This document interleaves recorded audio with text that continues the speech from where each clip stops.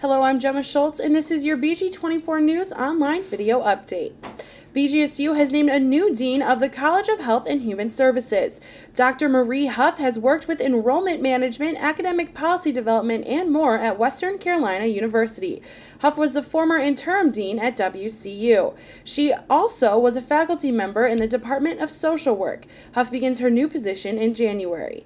BGSU police are investigating a theft on campus. Police say a stuffed falcon was stolen from the Life Sciences building. The university says it was stolen sometime this past week. The Biological Sciences Department has no interest in pressing charges. The department just wants the bird back. Nearly 30 horses got loose this morning from a family farm in Covington, Ohio.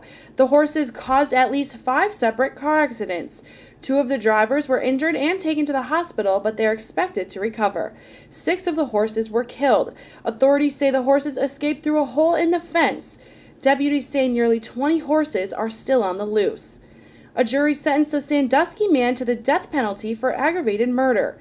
Curtis Clinton was unanimously sentenced to death by lethal injection.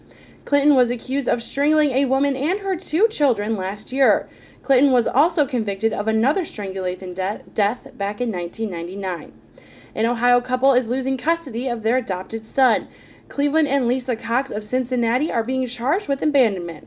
The charge states that they failed to provide adequate support for the child. If convicted, the couple could face a $1,000 fine and up to 6 months in jail. A flight was canceled Wednesday after the U.S. Airways kicked a legally blind man off of a plane. Albert Rizzi was kicked off the flight after arguing with the flight attendant about his guide dog. He says he was discriminated against because the airline failed to accommodate the dog. The airline says he was removed after becoming verbally abusive to the flight attendant. The crew canceled the flight because it was worried about flying with upset passengers. President Barack Obama plans to meet insurers to discuss changes to the Affordable Care Act. This meeting is in response to healthcare cancellations and website malfunctions.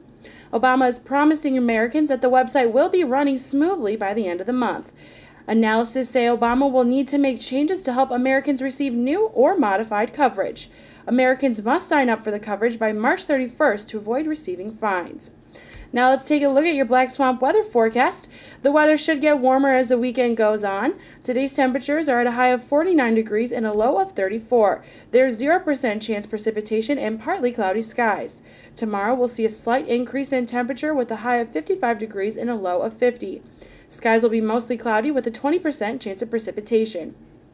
Scattered thunderstorms are to be expected with a 60% chance of precipitation. The temperature will be at a high of 63 degrees and a low of 41.